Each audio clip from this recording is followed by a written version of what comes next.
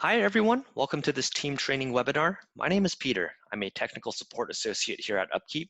And today we're going to dive into the ins and outs of this product for a limited technician user on the Android mobile app. So for our agenda today, I'll go over the role of this user and guide you on general navigation. And finally, I'll show you how to create and process work orders. So let's get started. First, before we start using the app, we need to know what the role of a limited tech user is. So these users are good for processing and completing out work orders assigned to them from an admin.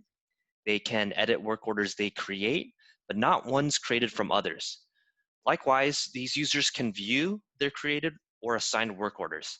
And this is designed mainly to help control the scope of what they're seeing in the app and not everyone else's data. So after that, let's now dive into what this looks like to navigate the mobile app as a limited tech. All right, so I'll show you here.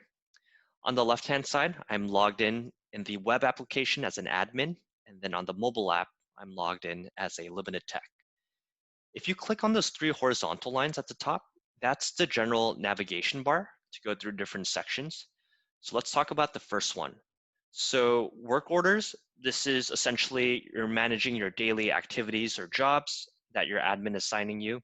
You can also create your own ones as well.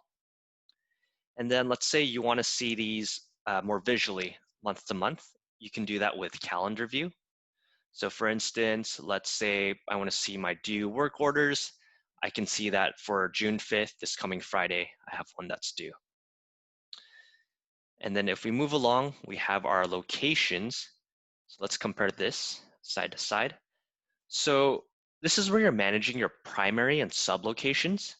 Primary means it's the main building, warehouse, or plant, and sublocations are components of that. So floors 1, 2, 3, those are sublocations to building 6. Now, if an admin assigns you a primary location, you're able to see that as well as its attached sublocations. Let's say an admin assigns you just a specific sublocation. Let's say you were assigned just floor 1. You'd be able to see that specific sublocation and the primary, but not the other sublocations like floor 2 and 3. So that's an important distinction right there. All right, so let's move on to assets here. Now, assets are pretty much managing your equipment or machinery. And similar to locations, you can see the ones assigned to you from an admin or the ones that you created. And it has that similar structure of having something called parent and child assets, parent being the main one, and the child is being like components of the main one.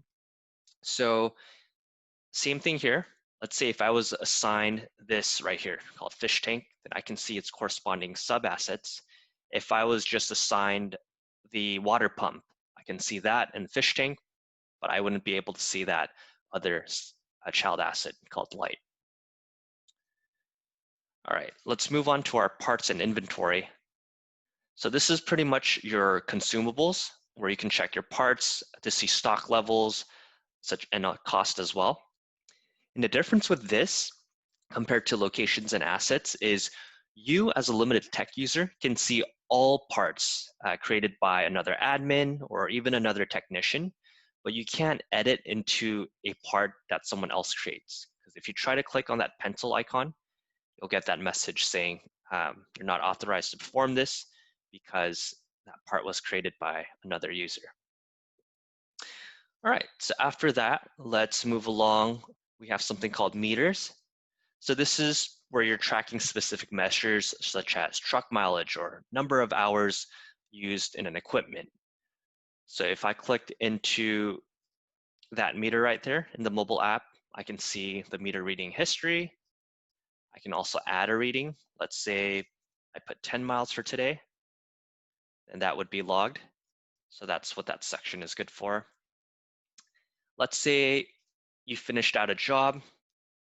Then we go to our vendors and customers section. This is good to, let's say you need to invoice a customer and you need to know maybe their email or phone number to get in touch with them. This would be a good place to do so.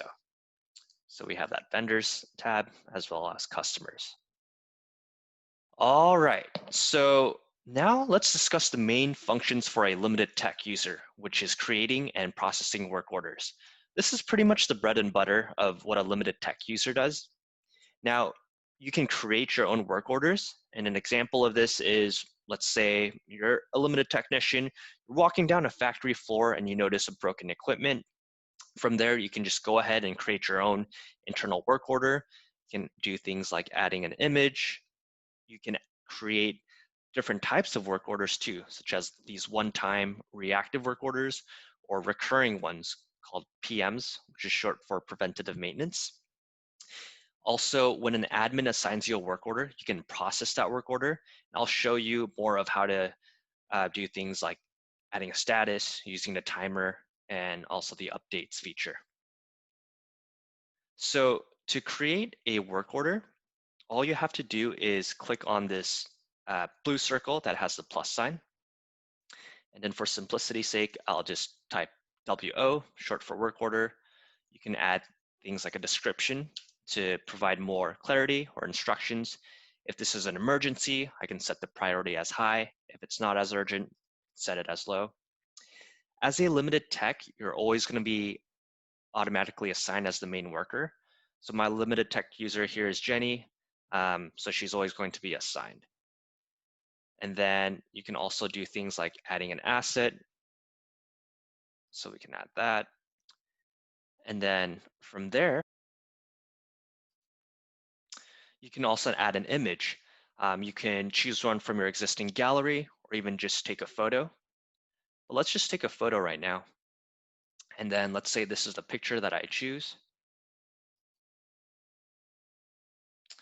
And you can also do things like annotating this picture for clarity. So let's just pretend that's an equipment and I want to point that out saying that's the damage right there.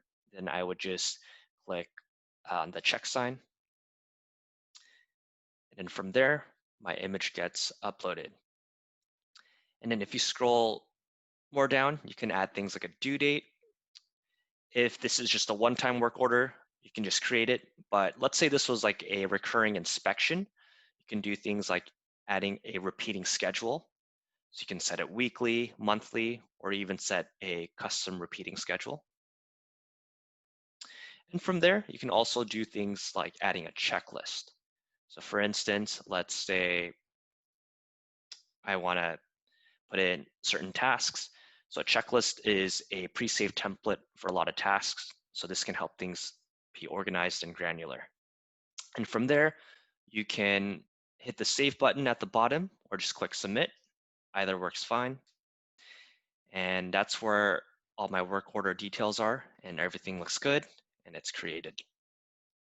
Okay, so now we looked at creating a work order. Let's go ahead and process a work order that was assigned to us from an admin. I created this work order called HVAC repair that I assigned to my limited tech. So let's go ahead and process that out. So I'm going to click here at the bottom called HVAC repair. What you can do with processing a work order, you can change its status. So if it's an open work order that's due or work hasn't been done yet, it's in its open stage. If it's paused, you can put it on hold. If work is currently being done, that means it's in progress. And then complete means the work is done, everything is finished. So I can move these statuses around. I can also add a timer. If I click start time, then it'll automatically change the status to in progress. I can also do things like providing team communication. So if I go to the update section and then my admin asks, hey, how's everything going? I can just reply back saying, almost wrapping up. That way, my admin will get notified. I can also do things like adding a personal reminder. So this is due on June 5th, but let's say just to make sure I'm accountable or I need a heads up, I can just set this to remind myself the day before so I can make sure that I'm completing this. And yeah, that's how you process work orders. All right, so I hope you found this helpful. Here are some support resources to provide additional guidance in case you need help or have any feedback or questions in general.